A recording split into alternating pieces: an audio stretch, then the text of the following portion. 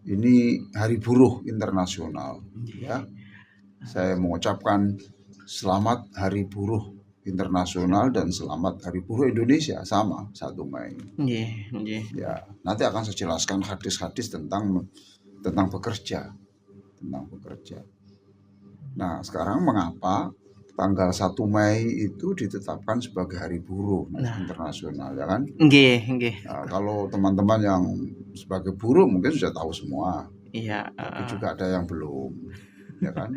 Kok 1 Mei begitu Iya, ya? 1 Mei itu karena gini ya, pada abad ke-19 ya, tahun 86 sampai tahun 1886 ini orang Amerika, kemudian orang Eropa itu memperkerjakan orang itu minimal 12 jam sampai 20 jam. Dalam sehari.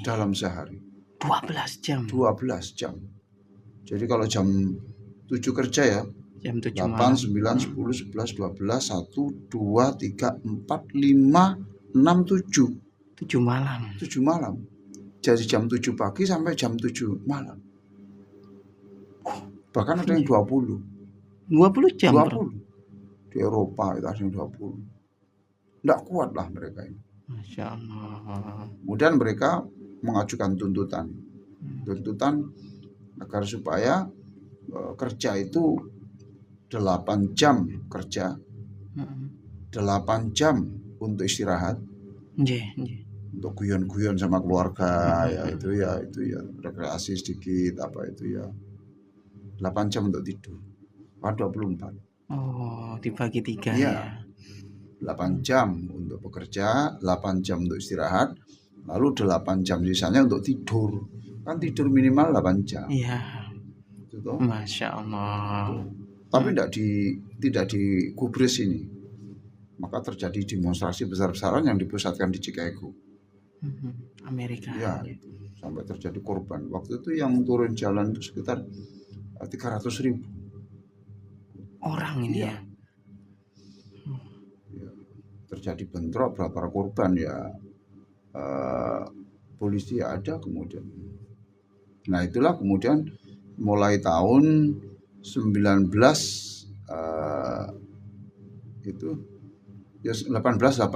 itu, mulai itu 1 Mei 1886 itu ditetapkan sebagai Hari Buruh atau May Day, hari Mei. May Day, Hari Buruh. Nah, di Indonesia itu diterapkan baru tahun 1918. Kemudian menjadi hari libur nasional itu. Ya, ngeri kalau. Iya.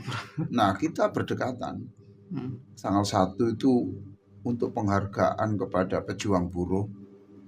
Maaf ya, buruh itu tidak mesti artinya kasar ya. Pekerja itu ya buruh. Apapun pekerjaannya ya, apapun pekerjaan itu ya buruh. Ya ikut orang untuk bekerja itu namanya buruh. Bukan merendahkan loh ya, bukan. Bukan merendahkan. Memang kalau dalam bahasa Jawa buruh itu kan kasar ya. Tapi enggak. Labor ya. Itu.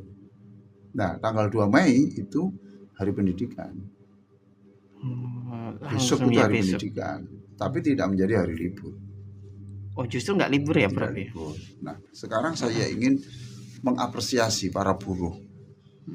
Ya, mengapresiasi para buruh. Masya Allah. Lebih-lebih yang wanita ya. Masya Allah. Wanita kan tidak punya kewajiban bekerja. Iya. Tapi kok bekerja, kenapa? Menolong suaminya. Masa tidak dapat pahala menolong suami? Ya. Wanita itu tidak punya kewajiban tuh bekerja. Mestinya itu suami semua. Tapi kenapa bekerja? Demi anaknya. Mondok anaknya. Sekolah. Tidak jadi pengemis. Berpakaian yang baik. Makanan yang cukup. Masya Allah. Ini pejuang semuanya ini. Jadi wanita-wanita yang bekerja, yang bekerja di pabrik. Masya Allah. Berangkat menitipkan anaknya di penitipan anak, kerja, nanti pulang gendong anaknya lagi, anaknya cerewet, nggak tidur, besok kerja lagi. Ya teman-teman yang bekerja seperti itu, jangan mengeluh. Itu pekerja keras, itu siapapun yang bekerja keras, tangannya itu dicium malaikat pemikul aras. Loh itu. Jadi pekerja keras itu tangannya itu dicium oleh malaikat pemikul aras karena dihargai itu. Ya. Saya ingin membuka buku-buku catatan saya ya tentang bagaimana Allah menghargai teman-teman yang bekerja, yang sebagai buruh, penjual pentol, ya, pentol, sol sepatu, muter-muter, ya, itu kan orang jauh-jauh di Surabaya, itu, lalu penjual kerupuk keliling, ya, tukang pijit, ya, masya Allah. Pokoknya bekerja itu bukan orang hanya cari nafkah saja, bukan. Itu mengikuti sunnah Rasulullah Sallallahu Alaihi Wasallam. Itu ibadah walaupun tidak diniati, walaupun tidak ada niat ibadah ya sudah ibadah. Sudah langsung otomatis ibadah. Ya. Mau bekerja, ditanya mau bekerja, kanggo anak-anakku. Loh, demi anak. Lah anak itu kan nanti menjadi generasinya Rasulullah. Anak itu dididik sampai bisa baca Bismillahirrahmanirrahim. Loh, diajari syahadat. Anak diberi makan. Ini Ramadan udah berbuka, sahur. Kan ada anak-anak itu yang mau puasa, coba. Ya Allah. Jadi ini sama dengan kita itu berkeringat untuk membangun generasi. Berkeringat untuk membangun generasi supaya gerbong Rasulullah itu tidak putus, gitu loh Mas. Tidak putus, ya kan? Kan gerbong pertama lokomotifnya itu kan Rasulullah. Lalu bersambung dengan Khulafaur Rasyidin, ya kan? Abu Bakar, Umar, Utsman, Ali, toh. Terus gerbong sini, para ulama, guru-guru sampai kita ini. Nah, ini tidak boleh putus dengan generasi yang akan datang.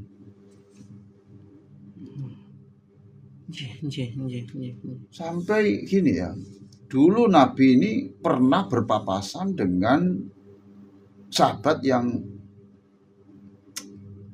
kulitnya tuh sampai hitam, bekerja, rajin bekerja, tangannya kelihatan bekerja.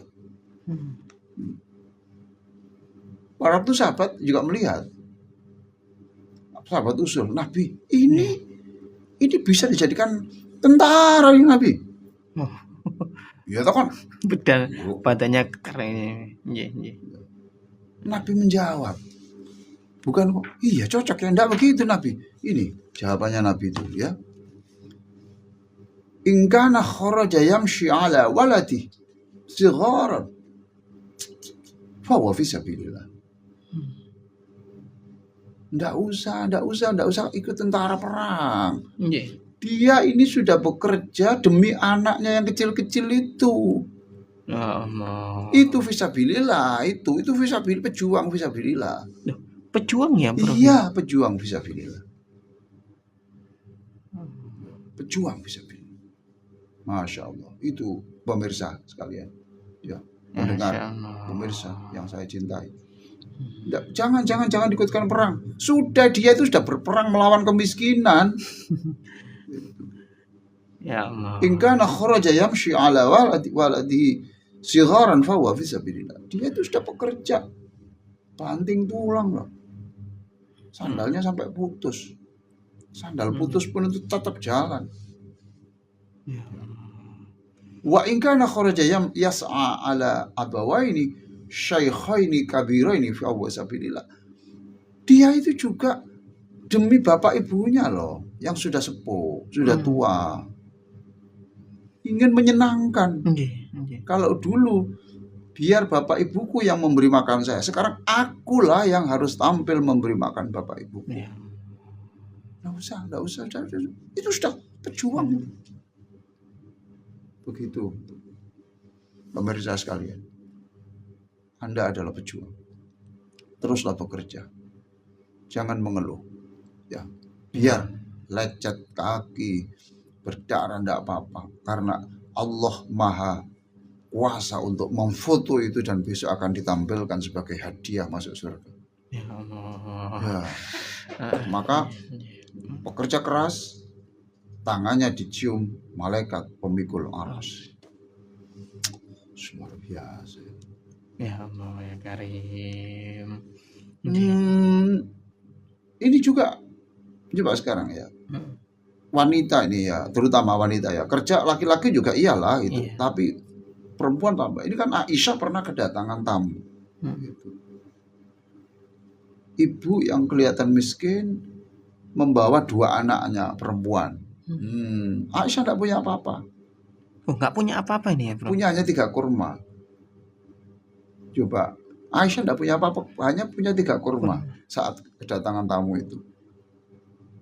Ayo sekarang, siapa yang bilang Anda miskin? Itu istri Rasulullah ya, Prof? Istri Rasulullah. Siapa bilang Anda miskin? Kita ini kaya. Dibanding siapa? Aisyah. Dibanding siapa? Fatimah. Ya, dibanding siapa? Rasulullah.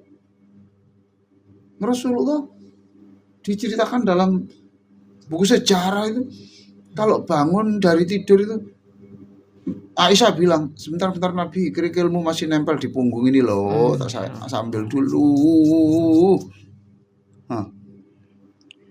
Bekasnya, Bro. Nggak ada tikar, dikerikil. Nabi ya, Bro. Nah, ya itu. Kita ini punya kasur, ya, spring bed, ya, Allah, ya kan. Itu pun masih tambahi lagi apa yang empuk di atas kasur itu apa namanya? Iya, semacam kain itu ya. Nah, ya itu. Bed cover. Bed cover ya. Ya. Di atasnya masih diselimut lagi. Ada kipas atau AC. Perut kenyang. Kaya dibanding itu. Nah, Aisyah pernah datang tamu, lalu Aisyah ini memberikan 3 kurma. Ini untuk ibu, ini untuk Ananda, ini untuk Ananda. Ya. Terus 2 anak ini mungkin lapar ya, langsung dimakan. Makan habis. Tinggal ibunya ini mungkin sambil bicara sama Aisyah ya, terus mulai makan. Ternyata ditarik oleh anaknya itu. Ditarik oleh anaknya. Bu, untuk saya masih ingin, Bu, itu. Hari lagi diberikan. Aisyah begini. Masya Allah. Cerita kepada Nabi. Ya Rasulullah, saya melihat ada seorang ibu itu loh. Dia sendiri ya butuh kurma. Tapi dia ini diberikan kurma yang sudah dimau makan itu di mulut ditarik. Ya Allah. Kata Rasulullah Sallallahu Alaihi Wasallam dan juga untuk ibu-ibu semuanya ini, Inna Allah qad aujaba laha bil bihal jannah au ataqaha biha minan nar. Gara-gara kurma itu, demi cintanya kepada anak itu, nanti Allah mewajibkan dirinya untuk memasukkan wanita itu ke dalam surga atau membebaskannya dari seluruh siksa di neraka. Oh no ya Karim. Gara-gara itu ya, Bro. Jadi Masya Allah. Sekarang teman-teman yang bekerja, yang udah bisa sedekah banyak, ini ma'at amta nafsaka fawalaka sodaqoh. Apa yang kamu makan untuk dirimu supaya kamu kuat, itu sudah dicatat Allah sodaqoh. Ya. Wa ma'at amta waladaka fawalaka sodaqoh. Apa yang kamu berikan kepada anakmu itu sodaqoh. Jadi kalau kita itu ada kata-kata sodaqoh, tidak mesti berbentuk uang yang diberikan orang lain. Memberi makan anak, jatah anak itu, ini nak untuk sekolah, itu sodaqoh, dicatat Allah.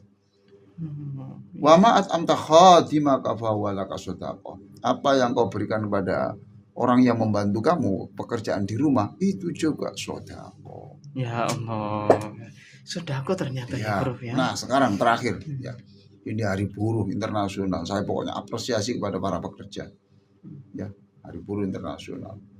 Itu pernah saya sampaikan juga di sini hadis dari Abu Hurairah radhiyallahu anhu. Ya, dari Abu Hurairah radhiyallahu anhu, Diriwayatkan dalam kitab Imam Muslim. Sudah sering saya sampaikan ini, tapi tidak apa-apa lah. Saya saja sudah lupa kok. Sehingga saya perlu buka lagi, apalagi hanya mendengar ya. Rasulullah mengatakan, uang yang kamu berikan untuk perjuangan itu dihitung infak fisabilillah, itu dapat pahala. Uang yang kau berikan untuk membebaskan orang-orang yang tertindas, itu tertindas, tidak bisa berbuat apa-apa, budak lah gitu, atau sekarang mungkin tidak ada budak, tapi orang yang tertindas tidak bisa berbuat, di penjara di situ, maka itu juga infak fisabilillah. Uang yang kamu berikan kepada orang-orang nasi bungkus itu Jumat berkah, itu sedekah. Untuk biaya sekolah UKT sedekah. Wa dinarun ala anfaqtahu ala ahlika, yang kamu berikan untuk ini untuk istri saya, untuk suami saya, untuk anak saya, untuk bapak saya, ibu saya, itu juga infak fisabilillah. Dan ini ya, bersenanglah. A'dhamuha ajran alladhi anfaqtahu ala ahlik, yang paling besar pahalanya di antara semuanya itu adalah uang yang kau berikan untuk masa depan, untuk kebutuhan keluarga. Jadi Anda semua adalah penginfak fisabilillah, Anda semua adalah pejuang. Insya Allah, andaikan wafat dalam keadaan kerja, itu syahid. Masya Allah. Selamat Hari Buruh Internasional 1 Mei. Ya, 1 Mei. Alhamdulillah.